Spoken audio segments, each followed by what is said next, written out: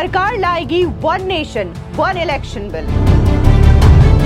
देश में एक साथ हो सकते हैं सभी चुनाव। मोदी के दाव से कांपे विपक्षी, जेडीयू का मिला खुला समर्थन।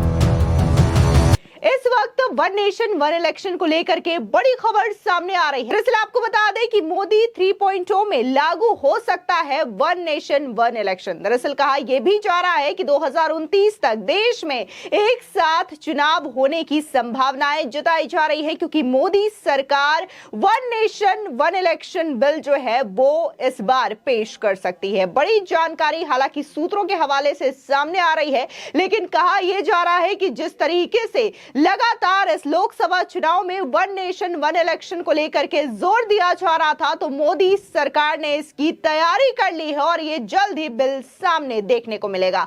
हालांकि जब से इस बात की चर्चा हुई है, विपक्ष में बौखलाहट देखने को मिल रही है और संजय राउत ने इसको लेकर के बड़ा बयान दे दिया है। तो वहीं दूसरी ओर जेडीयू का समर्थन मोदी सरकार को मिलता हुआ नजर आ रहा है। उनका कहना है कि वन नेशन वन इलेक्शन पर जेडीयू का समर्थन मोदी सरकार को है।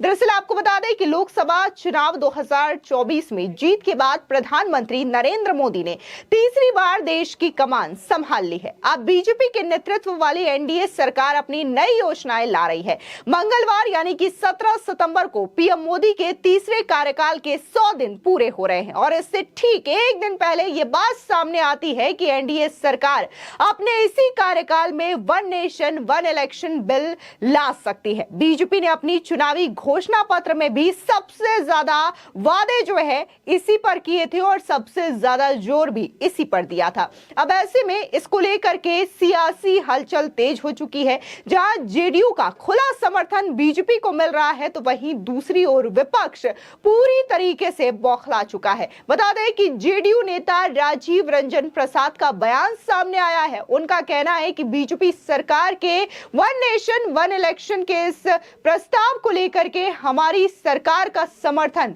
मोदी जी के साथ है। सुनिए राजीव रंजन प्रसाद का ये बयान। देखिए, सैद्धांतिक तौर पर वन नेशन वन इलेक्शन को लेकर हमारी प्रतिबद्धता है और इस स्टैंड के साथ हमारी पार्टी। इसके अलावा अगर हम बात विपक्ष की करें, फिर चाहे वो संजय राउत हो या फिर कांग्रेस हो, लगातार बौखलाहट देखने को मिल रही है। इस बीच शिवसेना उद्धव गुट के जो प्रवक्ता हैं संजय राउत, उनका बयान सामने आया है। उन्होंने तो सीधे तौर पर मोदी सरकार को लेकर के यही कह दिया कि पहले वो महाराष्ट्र का चुनाव करा ले, महाराष्ट्र का बीएमसी इलेक्शन करवा ले, उसके बाद वन नेशन वन इलेक्शन की वो बात करें। सुनिए संजय राउत का ये बयान। भाई ये लोग 4 राज्यों का चुनाव एक साथ नहीं ले सकते, तो क्या वन नेशन और वन इलेक्शन की बात कर रहे हैं? ये लोग हमारे महाराष्ट्र की 14 महानगर पालिका का चुनाव नहीं ले सकते, जिला परिषद का चुनाव नहीं ले सकते और वन नेशन वन इलेक्शन की बात कर रहे हो, बकवास। वहीं दूसरी ओर कांग्रेस नेता प्रमोद तिवारी की बात करें तो प्रमोद तिवारी की बौखलाहट भी सामने आई है। उनका कहना है कि ये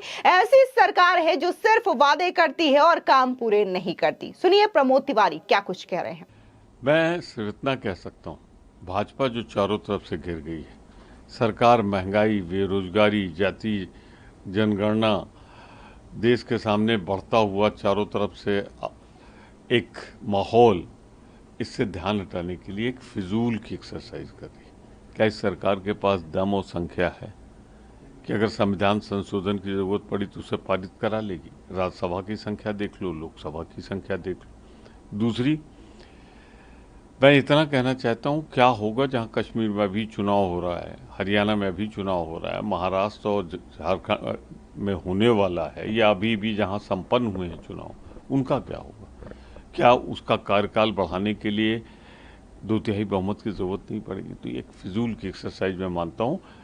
मेरिट पे तब मैं बोलूंगा जब इसका ड्राफ्ट आ जाएगा। वहीं दूसरी ओर कांग्रेस नेता शकील अहमद खान का बयान भी सामने आया है। क्या कुछ उन्होंने वन नेशन वन इलेक्शन को लेकर के कहा, सुनिए। अच्छा, कुछ भी लाए, अमल कर पाएगी? सबसे बड़े ठग, झूठ, सूट बूट, लूट खसोट, यह इस पार्टी का के लफ्जियात हैं जो हिंदुस्तान, दुनिया में रहने वाले, मुल्क भर में रहने वाले लोग इस बात को अच्छी तरह समझ रहे हैं कि इनका सब थ्योरी फेल है। नौजवानों को नौकरी fail, startup India fail, industrial development fail, किसानों को दुगना दिया जाएगा वो मुआवजा फेल। तो क्या पास है वो बतावें। फिर कर्जा लेने जा रहे हैं। पिछले 10 सालों में जितना 50 साल में कर्जा नहीं हुआ था देश पर व्यक्ति कर्जा बढ़ा दिया। डॉलर के मुकाबले में रुपया इतना कमज़ोर हो गया। तो ये फेल सरकार और 240 का आंकड़ा भी बेईमानी से लाने वाले लोग, कितना राउंड तक तो हार गए बनारस में। ऐसे लोग क्या सवाल खड़ा करेंगे। ये विरासत नहीं है ना, ये तो by the way divide and rule की पॉलिसी से आ गए हैं। विरासत है कांग्रेस पार्टी की, विरासत उन लोगों की भी है जिन लोगों ने देश के लिए कुर्बानियां दी हैं, देश की एकता के लिए, सामाजिक न्याय के लिए जिन लोगों ने काम किया है उसकी विरासत है। वो है देश। हिंदू मुस्लिम एकता में विश्वास करने वाले लोग, समाज के हर वर्ग के साथ की चिंता करने वाले लोग की विरासत जो संभालेगा, जो आगे ले जाएगा, उसी देश पर और देश के लोगों के दिलों पर राज करेगा। दरअसल आपको बता दें कि प्रधानमंत्री नरेंद्र मोदी ने स्वतंत्रता दिवस के मौके पर लाल किले से अपने भाषण में भी वन नेशन वन इलेक्शन का जिक्र किया था। उन्होंने एनडीए में शामिल सभी राजनीतिक पार्टियों से अनुरोध किया था कि सभी वन नेशन वन इलेक्शन के लिए एक साथ आए, जो वक्त की जरूरत है। उन्होंने कहा था कि मैंने हमेशा ये माना है कि चुनाव सिर्फ 3 या 4 महीने के लिए होने चाहिए। पूरे 5 साल के कार्यकाल में राजनीति नहीं की जानी चाहिए। इस दौरान पीएम मोदी ने आगे ये भी कहा कि इस नजरिए से लॉजिस्टिक्स खर्च कम होगा। हमने एक आयोग का गठन किया है और इसकी रिपोर्ट मिल गई है। हम वर्तमान में रिपोर्ट को एनालाइज कर रहे हैं और इससे एक्शन पॉइंट सामने आएंगे। हमारी कमिटमेंट सिर्फ राजनीतिक नहीं है, ये देश के लिए अहम भी है। बता दें कि पूर्व राष्ट्रपति रामनाथ कोविंद की अध्यक्षता वाली एक हाई लेवल कमेटी ने चुनाव सुधार के लिए पहला कदम उठाते हुए लोकसभा और विधानसभाओं के लिए एक साथ चुनाव कराने का प्रस्ताव भी राष्ट्रपति के सामने रखा हुआ है। बता दें कि कमेटी के रिपोर्ट में लोकसभा और विधानसभा चुनाव के 100 दिनों के अंदर ये स्थानीय निकाय चुनाव कराने की बात भी कही गई है, जिससे यूनिफाइड इलेक्शन साइकिल के लिए मजबूत रास्ता बन सके। कि कमेटी की रिपोर्ट में चुनाव के लिए टाइमलाइन तय नहीं की गई है। मौजूदा समय में विधानसभा और लोकसभा चुनाव अलग अलग आयोजित किए जाते हैं, जो आमतौर पर हर 5 साल में होते हैं और कभी कभी सरकार भंग होने के बाद 5 साल से पहले भी हो जाते हैं।